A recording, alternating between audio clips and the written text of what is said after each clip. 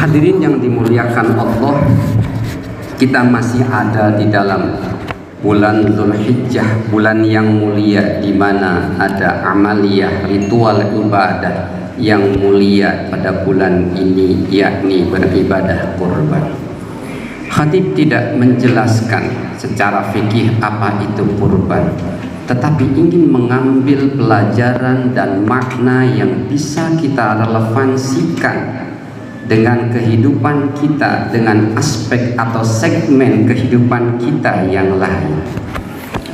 Dalam ibadah kurban dikatakan bahwasanya seseorang yang mengabdikan dirinya kepada Allah, ingin mendekatkan diri kepada Allah, maka Allah berikan jalan, salah satunya adalah dengan mendekati orang-orang yang tidak mampu.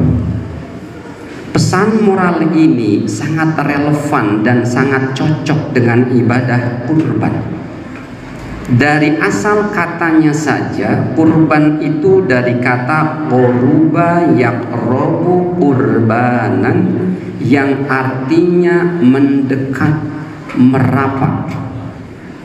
Dari makna dasarnya saja kita bisa mengambil sebuah nilai bahwa kurban itu adalah upaya aktif orang yang beriman untuk melakukan pendekatan kepada Allah dengan menyembelih hewan yang memenuhi persyaratan, kemudian dagingnya diberikan kepada fakir miskin. Pesan agung dari ibadah ini yakni kita bisa dekat dengan Allah, kita bertaqarrub dengan Allah dengan cara mendekati saudara-saudara kita yang kekurangan, atau meminjam istilah Al-Quran, fakulu minha wa at'imul ba'isal faqir. Maka daging kurban itu makanlah oleh kamu sebagian, dan beri makanlah dengan bagian yang lainnya orang-orang yang fakir dan sengsara. Akan tetapi satu syarat yang pokok dari kurban itu adalah bahwasanya kurban akan diterima oleh Allah ketika kita mengirimkan kepada Allah ketakwaan kita. Kata Allah, la yanalallaha luhumuha wala dima'uha walakin yanaluhut taqwa minkum. Tidak sampai kepada Allah, Allah tidak memperoleh daging dan darah hewan kurban, tetapi yang Allah terima, yang sampai kepada Allah hanyalah ketakwaan kalian semuanya. Daging kurban tidak dipersembahkan kepada Allah, tidak dikirimkan kepada Allah, karena Allah tidak suka daging kurban, tidak makan daging kurban. Akan tetapi yang sampai kepada Allah, yang dipersembahkan dalam ibadah kurban kepada Allah adalah jiwa dari amal ibadah kurban itu, yakni ketakwaan, keikhlasan, niat penghambaan bahwa kita melakukan ibadah kurban itu hanya untuk mendapatkan ridho Allah. Hadirin yang dimuliakan Allah, mari kita tarik pelajaran ini kepada kehidupan sosial kita sehari-hari.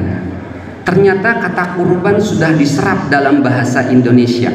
Kita mengenal istilah korban, berkorban, pengorbanan, yang dalam Kamus Besar Bahasa Indonesia berkorban itu artinya memberikan sesuatu sebagai korban. Contoh dalam kalimatnya, kami rela berkorban demi keluarga kami, demi bangsa kami, demi negara kami. Arti lain dari berkorban adalah menyatakan kebaktian, kesetiaan.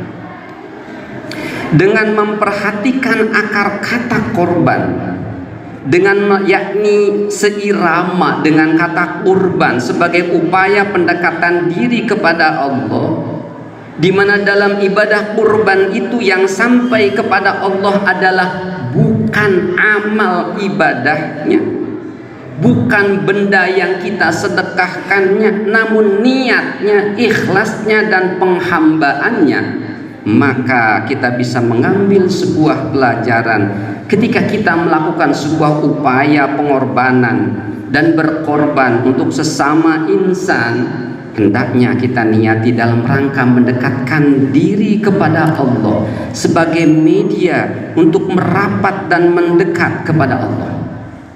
Kita mengurus keluarga, berkorban untuk orang tua, istri, suami, anak-anak, pasti itu memerlukan pengorbanan. Kita pasti banyak berkorban. Maka jadikanlah itu sebagai upaya kita mendekatkan diri kepada Allah, dan kirimkanlah kepada Allah ketakwaan kita. Hadirkanlah kepada Allah keikhlasan kita. Sampaikanlah kepada Allah, buktikanlah kepada Allah ketawaduan kita ketika kita berbuat dan beramal untuk sesama insan, ataupun beramal amal-amal yang langsung kepada Allah. Dan jadikanlah itu bentuk penghambaan kita kepada Allah, karena kita memang diperintahkan oleh Allah untuk berkorban untuk keluarga kita. Kepada Allah tidak sampai pemberian kita kepada fakir miskin, kepada keluarga. Allah tidak butuh itu. Namun yang sampai kepada Allah adalah takwa kita dalam wujud berkorban kepada keluarga.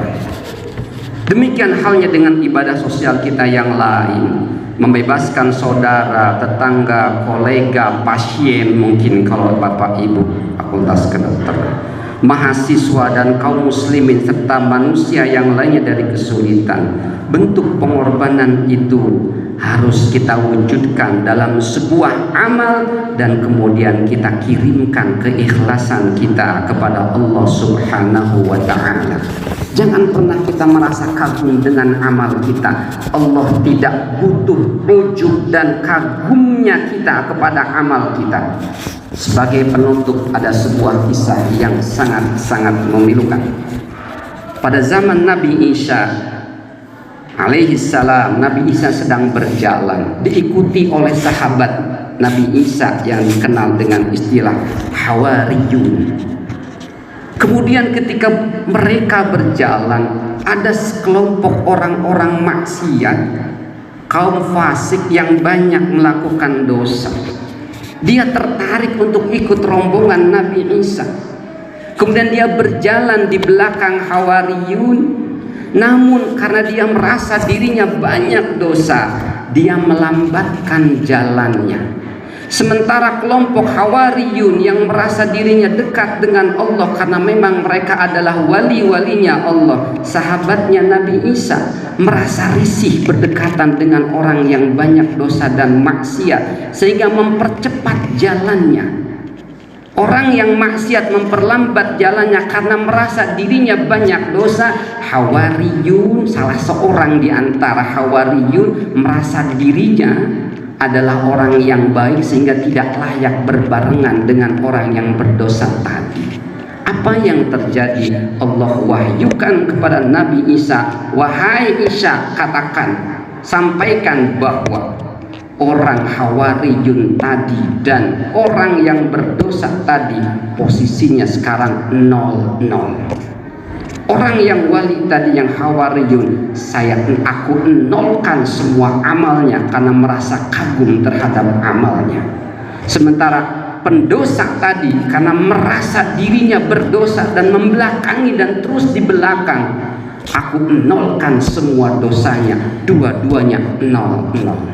Na'udzubillah, na'udzubillah. Kalau amaliyah ibadah kita yang kita persembahkan kepada Allah sekian tahun, mungkin sekian puluh tahun, ibadah kita kepada keluarga kita, karena yang kita hadirkan kepada Allah keujuban dan kekaguman kita kepada ibadah kita, na'udzubillah, kemudian Allah menolkan amal ibadah kita. Berarti yang sampai kepada Allah dari ibadah tersebut bukan ketakwaannya, bukan keikhlasannya, bukan ketawaduannya, tapi kekaguman akan ibadahnya. Mudah-mudahan amaliyah kita dan juga ajaran kurban bisa memberikan kepada kita inspirasi untuk senantiasa beramal dan berbuat baik, dan kemudian menyajikan keikhlasan, ketakwaan dan ketawaduan itu kepada Allah. Nanti Allah yang akan menilainya dan akan mengangkat derajat kita insya Allah. Barakallahu li wa lakum fil Qur'anil karim wa nafa'ani wa iyyakum bima fihi minal ayati wadh dzikril hakim wa taqabbalallahu minni wa minkum tilawatahu innahu huwas samiul alim wa qur rabbighfir warham wa anta khairur rahimin.